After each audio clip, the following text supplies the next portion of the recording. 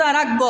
রসুল বলেন আফদালুস সিয়াম বাদা রমাদান শাহরুল্লাহিল মুহাররম, রমাদানুল মুবারকের পরে অন্য যে কোনো মাসের নফল রোজার চাইতে মুহররম মাসের যে কোনো দিনের নফল রোজা আল্লাহর কাছে উত্তম। সুবহানাল্লাহ পড়েন।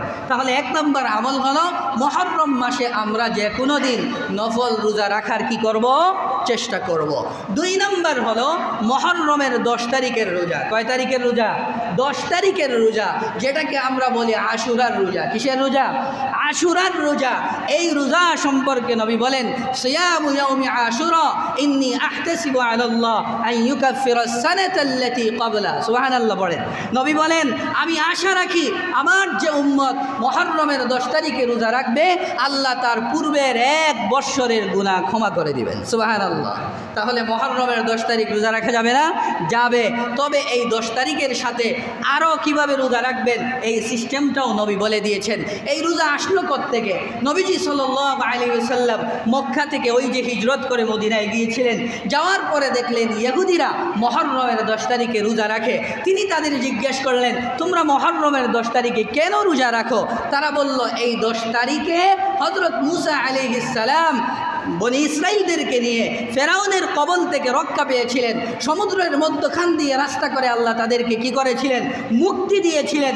পরবর্তীতে এই দিন আসলেই মূসা আলাইহিস সালাম শুকরিয়াতান রোজা রাখতেন। আর যেহেতু আমরা মূসার অনুসারী, ইহুদিরা বলতেছে আমরা যেহেতু মূসার অনুসারী তাই আমরাও মুহররমের 10 তারিখে রোজা রাখি। এই কথা বলার পরে নবী কি বললেন? নবীজি বলেছেন নাহনু আহাক্কু বিমূসা মিনকুম ফাসামাহু ওয়া আমারা বিসিয়ামিহি। নবীজি ইহুদিদেরকে বললেন তোমাদের চাইতে মূসার অনুসরণে আমরা অধিক যোগ্য। সুবহানাল্লাহ বলেন। কারণ মূসা ছিলেন একজন মুসলমান, মূসা ছিলেন একজন তাওহীদবাদী, মূসা ছিলেন শরীয়তের উপরে অটল, মূসা ছিলেন একত্ববাদের উপর অটল। বর্তমান ইহুদিরা মূসার ধর্মের উপরে নেই। বর্তমান মুসলমানরাই হচ্ছেন সেই মূসার ধর্মের উপরে, বর্তমান মুসলমানরাই হচ্ছেন ঈসার ধর্মের উপরে। কারণ আদম থেকে নিয়ে মুহাম্মদুর রাসূলুল্লাহ পর্যন্ত একই ধর্ম, শরীয়ত ভিন্ন, কিন্তু ইসলাম ধর্মের শুরু আদম থেকে হয়েছে। তাই নবী বলেছেন নাহনু আহাক্কু বিমূসা মিনকুম ফাসামাহু ওয়া আমারা বিসিয়ামিহি। তোমাদের চাইতে মূসার অনুসরণে আমরা অধিক যোগ্য। তাই নবী নিজে আশুরার দিন রোজা রেখেছেন আর সাহাবায়ে কেরামদেরকে মুহররমের 10 তারিখ আশুরার দিন রোজা রাখার আদেশ করেছেন।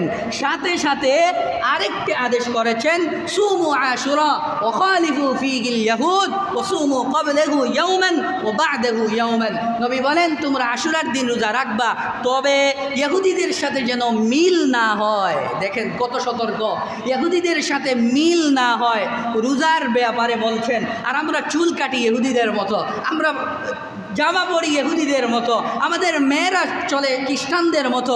নবী বলছেন রোজা রাখার ক্ষেত্রেও যেন ইহুদিদের সাথে মিল না হয়। তাই তোমরা 10 তারিখের সাথে 9, 10 দুইটা রাখবা, অথবা 10, 11 মিলে দুইটা রাখবা। তাই মাসআলা হলো শুধু আশুরার দিন রোজা রাখা মাকরুহ, শুধু আশুরার দিন রোজা রাখা কি মাকরুহ।